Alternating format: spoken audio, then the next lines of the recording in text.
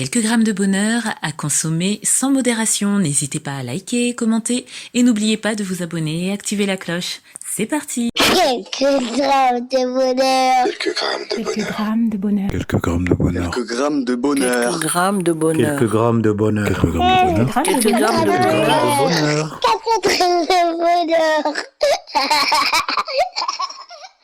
Bonjour ou bonsoir, quel que soit l'heure, bienvenue à tous. Aujourd'hui, nous sommes avec Thomas, 43 ans, travailleur social et qui vit à Montreuil. Bonjour Thomas. Bonjour. Comment vas-tu? Très bien, et toi?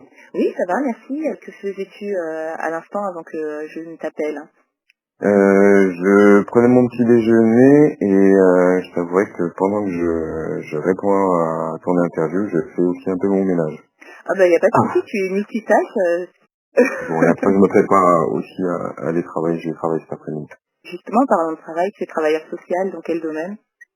En fait, je suis plus souvent embauché en tant qu'éducateur spécialisé. Oui. Et je travaille avec différents publics. Donc, je travaille dans la protection de l'enfance, donc des adolescents.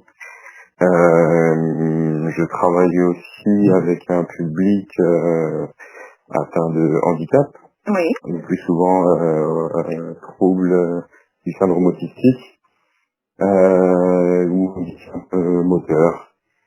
Et puis j'ai travaillé avec des femmes isolées avec des enfants, des migrants, puis c'est tout. C'est déjà pas mal, c'est une expérience assez riche. Ça fait longtemps que tu es dans cette profession? Non, pourtant ça fait pas si longtemps que ça, ça fait à peu près 3 ans après une reconversion. Oui. J'étais précédemment comment on appelle ça, coordinateur de vol ou chef avion. C'était plutôt dans le secteur aéroportuaire. D'accord. Ah oui, une reconversion. On en a eu quelques-unes comme ça et je trouve ça toujours encourageant parce que ça montre que la vie, tant qu'on n'est pas mort, n'est pas définie, figée et que tout est possible en fait quand on s'en donne les moyens. Oui, et puis malgré tout ce qu'on peut penser de la France, on a quand même aussi cette chance en France de pouvoir changer en fait sa voie. Parce que oui, ce que je te dis pas aussi, c'est que je suis aussi étudiant. Ah oui? Oui, ouais. C'est génial. Ouais, c'est cool. C'est génial, oui, tu fais bien de le rappeler pour la France, parce que surtout dans ce contexte où on a tendance à la dénigrer, il est bon aussi de rappeler toutes les bonnes choses dont elle recèle, effectivement. Merci. Exactement. Donc, ouais. Et est-ce que le bonheur que tu vas nous raconter a un rapport avec l'une des nombreuses professions que tu as exercées ou pas du tout? Moi, je pense que c'est en rapport, même si tout ce que je serais amené à dire, en fait, c'est vraiment ce que je pense de manière instantanée. Donc, ce que je peux te dire aujourd'hui, ce que je vais plutôt m'apprêter à dire, je pense que je peux dire quelque chose de différent demain. Oui. Parce que voilà, je pense que c'est aussi ça, la vie, c'est plein d'imprévus, c'est plein de choses qu'on décide pas forcément, et donc pour entrer déjà dans le sujet, pour moi le bonheur, c'est pouvoir faire ce qu'on veut au moment à l'instant T, en fait. Exactement, une forme de liberté alors. Ouais, exactement. Donc cette forme de liberté, moi je la conçois comme un peu un objectif de vie. Donc moi depuis ma reconversion, en fait, j'ai vraiment ce leitmotiv de pouvoir concilier ma vie familiale avec ma vie professionnelle. Donc la manière dont je travaille est un peu influencée par cette vision en fait que j'ai de la vie, quoi. Oui. C'est un peu ça mon bonheur parce qu'aujourd'hui ça commence à prendre forme. Je travaille presque comme j'ai envie de travailler. Et du coup, ça s'en ressent, ça peut sembler aussi pour les membres de ma famille. Oui. Ça s'en ressent, autant au niveau financier qu'au niveau établissement personnel. Et que ça se ressent, est-ce que tu veux dire par là aussi que le fait d'être heureux soi-même, c'est quelque part le bonheur ressenti rejaillit sur les autres, il met une certaine atmosphère de bonheur? Exactement. D'ailleurs, c'est aussi pour ça que j'ai choisi aussi ce secteur d'activité.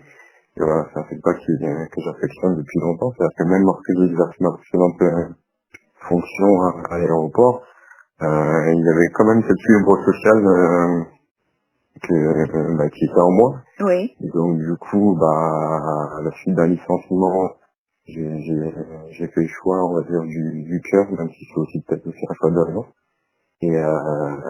Et du coup, en fait, de manière générale, moi j'imagine que pour pouvoir faire du bien et pour que le bien rayonne, il faut être bien soi-même. Tout à fait. C'est-à-dire que c'est pas, pour moi, c'est pas quelque chose d'égoïste. Oui. Parce que souvent, lorsque j'ai affaire même à des plus jeunes et que j'aborde ce côté projet, parce qu'on parle souvent de projet, Oui. je les incite en fait à penser à eux-mêmes. Il n'y a rien d'égoïste à penser à soi. C'est-à-dire qu'on peut penser à soi et ça va même paraître paradoxal de dire je pense à moi et en pensant à moi, il est possible que ça ait des répercussions sur les autres indirectement. Bien sûr. Bien sûr. En plus, tu peux pas être une béquille et soutenir bien quelqu'un si tu es toi-même cassé.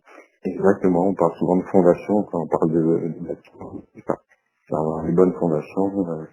C'est vrai que très concrètement parlant, c'est être bien physiquement, être bien mentalement, être bien entouré, essayer de manger sainement, voilà, des choses assez simples, des choses pas tous les jours, mais auxquelles j'y crois en fait. Donc j'invite aussi ceux que je côtoie à avoir à peu près la même démarche. Oui. Tout en sachant qu'en fait la recette qui peut fonctionner pour les uns ne fonctionnera pas pour les autres. Oui. C'est un peu un combat personnel. Oui, mais au moins tu es dans ce partage. Et est-ce que tu as toujours eu cette philosophie de vie ou bien elle est venue avec les années? Elle est venue avec le temps et c'est ce que j'aime parce que j'imagine que c'est pas forcément des choses qu'on peut contrôler, c'est des choses un peu comme un peu spirituelles. Oui. C'est-à-dire ce que je peux te dire, c'est vrai que je te disais que c'est de la astro, qu'on va plus avoir cette interview demain et que ça change sensiblement. C'est-à-dire que je l'accepte aussi. C'est-à-dire Oui. que c'est pas quelque chose d'instable. C'est un peu du feeling. Donc c'est des choses en fait qui sont parfois un peu irrationnelles. D'accord. D'accord. Et est-ce que au moment d'effectuer ces changements dans ta vie, de prendre cette liberté, hein, celle dont tu nous as fait mention, tu as eu des craintes ou bien tu as foncé, tu es allé là où ils vont te mener, où tu voulais aller? En fait, j'avais pas de crainte, j'avais des doutes, mais surtout des certitudes. Et j'ai plutôt choisi d'écouter mes certitudes. D'accord. C'est-à-dire que la certitude,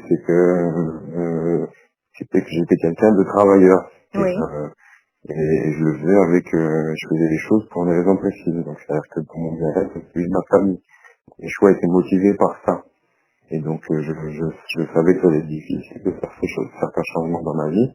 Mais comme l'intérêt d'être et de rendre, de promettre un avenir meilleur pour ma famille était plus important, bah et que j'avais choisi de l'écouter, bah ça m'a donné plus de confiance et donc ça a fait taire tout ce qu'il y avait d'un peu plus négatif en moi. Oui. C'est pour ça que je parle souvent de démarche personnelle. C'est-à-dire que ça, personne n'aurait pu le faire à ma place. Exactement. Et d'ailleurs, tu nous donnes une facette très intéressante, enfin plusieurs d'ailleurs, du bonheur qui n'avait pas forcément encore été abordé, le bonheur dans la liberté ou la liberté d'être heureux ou je ne sais pas dans quel sens le donner, mais aussi le fait de penser à soi, cet aspect que penser à soi n'est pas forcément égoïste et même au contraire parce que en étant bien on sera mieux avec les autres et on pourra les rendre heureux aussi finalement. Et ça c'est une vision très très intéressante, très profonde qui je suis sûre remettra beaucoup de gens en perspective dans leur propre vie, dans leur propre cercle. Merci pour ça. C'est ça. Je t'en prie. Écoute, je te souhaite de prendre soin on peut encore dire de ce nouveau, hein, de ce nouvel emploi qui semble t'épanouir, de ces études que tu as entreprises, pour lesquelles je te souhaite beaucoup de succès. Merci. Voilà, de ta famille, et surtout tu n'hésites pas à revenir si tu le souhaites, nous partager un autre bonheur. Voilà, ce sera avec plaisir aussi. Et je te dis à très très bientôt. Et n'oubliez pas, vous autres, le bonheur aussi léger soit-il n'est jamais loin, alors sachez le voir, vous en saisir et l'apprécier. À bientôt. Quelques grammes de bonheur. Quelques grammes de bonheur. Quelques grammes de bonheur. Quelques grammes de bonheur. Quelques grammes de bonheur. Quelques grammes de bonheur. Quelques grammes de bonheur. Quelques grammes de bonheur. Bonheur. 4 grammes de bonheur. Également envie de donner un peu de bonheur en partageant le vôtre? N'hésitez pas à prendre un rendez-vous téléphonique avec moi pour une interview sur le lien suivant que vous trouverez également en barre d'infos. À très vite et n'oubliez pas de vous abonner. Merci.